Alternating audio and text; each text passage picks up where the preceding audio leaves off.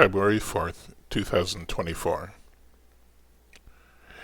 In the 1891 English cricket season, Somerset County Cricket Club returned to first-class cricket after a 5-year absence. They competed in the county championship, which had been established in the previous year.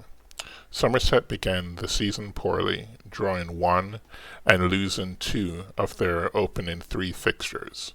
Results improved and Somerset won 5, lost 6, drew 1 of their county championship matches, finishing 5th in the table.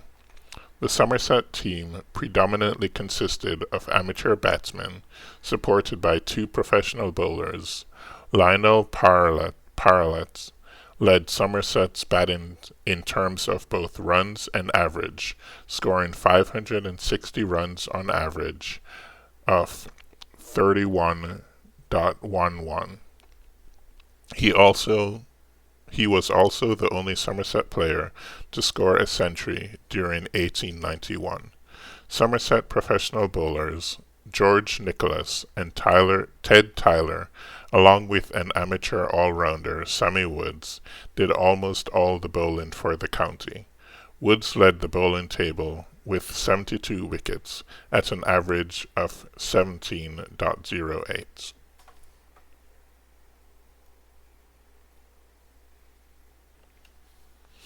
February 5, 2024.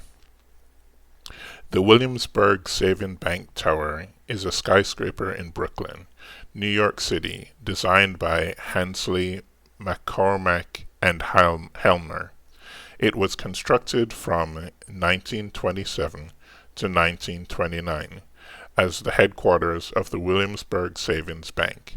At 41 stories and 512 feet, 156 meters tall, the Williamsburg Savings Bank was the tallest building in Brooklyn until 2009. The bank occupied the lowest floors, while the remaining stores were rented as offices. By the late 20th century, dentist offices occupied much of the structure. The New York City Landmarks Preservation Commission designated the lower exterior of the city landmark in 1977 and designated some of the interior spaces in 1996. The building's upper stories were converted to luxury condominium apartments from 2005 to 2007, while the banking hall became an event space. Over the years, local residents have used the building both as a clock and a landmark for directions, and the tower has been used as a filming location.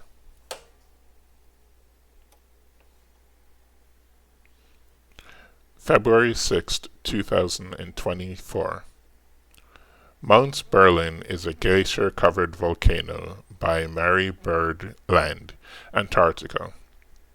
It is roughly 20 kilometers wide, 12 miles, mountains, with parasitic vents consisting of 2 coalesced volcanoes. Berlin proper, with the 2-kilometer wide, 1.2 mile, Berlin crater, and Marion Peak, 3.5 kilometers, 2.2 miles, away, with a 2.1 by 1 kilometer wide, 1.6 mile by 0.6 mile crater. Mount Berlin has a volume of 200 cubic meters, 50 cubic miles, and rises 3,478 meters, 11,411 feet above sea level from the West Arctic ice sheet. It is part of Mary Bird Land Volcanic Province. Trash is the dominant volcanic rock, occurring as lava flows and pyroclastic rocks. The volcano was active with the Pliocene into the late Paleocene and the Holocene. Tephra layers from all over Antarctica have been linked to Mount Berlin, the major regional source of such tephras. The tephra was formed by explosive eruptions that generated high eruption columns. Currently, fumaric activity occurs that forms ice towers from frozen steam. February 7th, 2024. Angel Aquito, born February 7th, 1973, is a Filipino actress and model. She is the recipient of various accolades, including 6 Star Awards, 2 Golden Screen Awards, and a Guadiyuran. Prominent in independent films, she also worked on television shows of varying genres and is known for her versatility and adaptability in portraying protagonists and villains. She began her career as a model before presenting the lifestyle show F, 1999. She achieved wider recognition for starring in Crying Ladies and Dol Sol 2006, which were submitted by the Philippines for Best International Feature Film at the Academy Awards. Aquino drew praise as the leading actress, playing villainous roles in the drama Marga Bao 2010, Maria La del Barrio 2011, Apo Dagat 2013, and I Love You So 2015, Till I Met You 2016, and Dirty Linen 2023. Beyond film, she promotes causes including education, gender equality, and women's rights. February 8th, 2024. The Second War of Scottish Independence broke out in 1332 when Edward Balliol, sealed pictured, led an English-backed invasion of Scotland. Balliol was crowned king, but within 3 months was forced out of Scotland. He appealed to the English king, Edward III, who invaded Scotland in 1333 and heavily defeated a large Scottish army at the Battle of Hallion Hill. As allies of Scotland via the Aldul Alliance, the French covertly supported the loyalists of David II, Scottish king. Increasing friction caused the French king to start the 100-Year War. Forced to focus on the French theatre, the English lost ground in Scotland. In 1346, while Edward campaigned in France, David invaded England, believing most of the previous defenders were in France. He was surprised by a sizable English force, which crushed the Scots at the Battle of Neville's Cross, and captured David. After a decade of negotiation, the Treaty of Berwick was signed in 1357, ending the war with the English dropping their claim of suzerainty. February 9th, 2024. Dorothy L. Sayers, 1893 to 1957, was an English crime novelist, playwright, translator, and critic. After winning first-class honors from Somerville College, Oxford, at a time when women were not awarded degrees, she worked as an advertising copywriter.